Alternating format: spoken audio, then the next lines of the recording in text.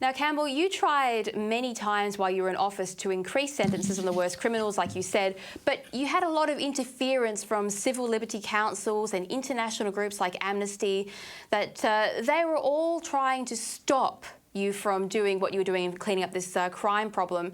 Now, it must be frustrating when you're trying to find real solutions for these kids and for their victims that you've got so many well-funded groups arguing in favour of the perpetrators of the crime instead of for fixing the problem of crime. How do you get around that? Because those groups are well-funded, they're socially acceptable, the politicians love them. I don't see how anybody who wants to solve this problem is going to be able to do so. Well, look, back in my day, the issue really wasn't the youth crime one. It was in Cairns and Townsville.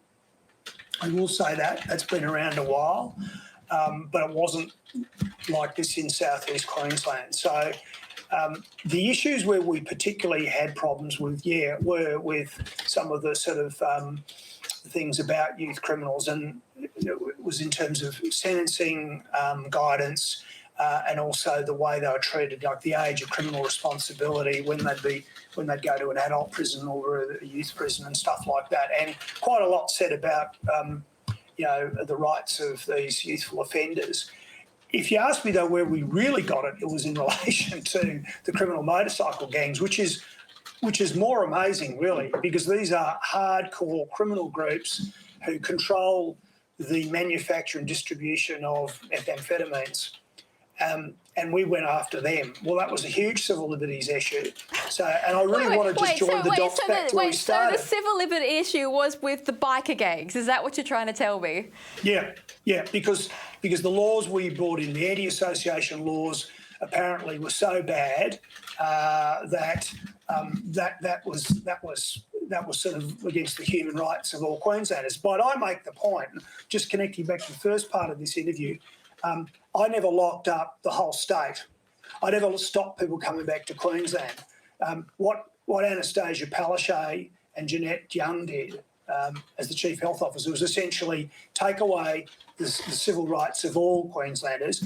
And my point is, we heard nothing from the civil liberties sort of lobby. So they're frauds.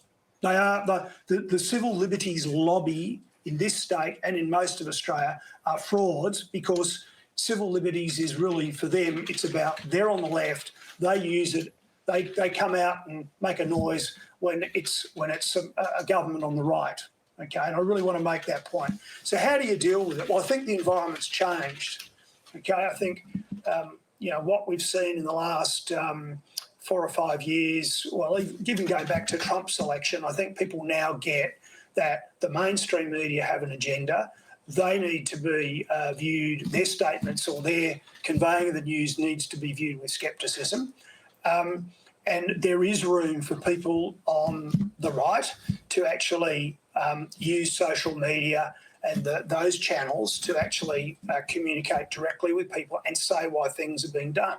There'll be screaming and tantrums and control crying from the left, but you forge ahead knowing that the quiet people, the silent people will actually be supporting you. So again, what I said about Crisafulli, if Crisafulli devises his 6 or 7 point plan of how he'll deal with the youth crime issue, and it involves making some firm statements about the sort of measures, the sorts of programs he'll bring in, they will go to town on him in the left. The Labor Party will go crazy. The unions might go crazy. Those academics in the universities will pile on. Everyone will say it won't work. But at home, Alexandra, they'll be going, finally, someone who can deal with it. So I'm really just saying that there is an opportunity here for the LNP in this state, and there's opportunities for Conservatives elsewhere in Australia who want to deal with these sorts of problems. But they just need to have a bit of courage.